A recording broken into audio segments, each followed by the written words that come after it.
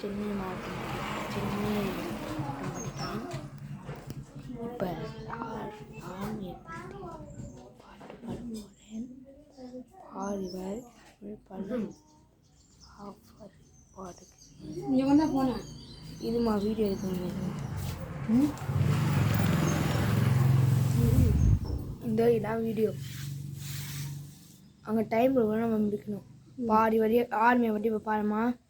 இப்போ பாடி வழி போடுவோம்.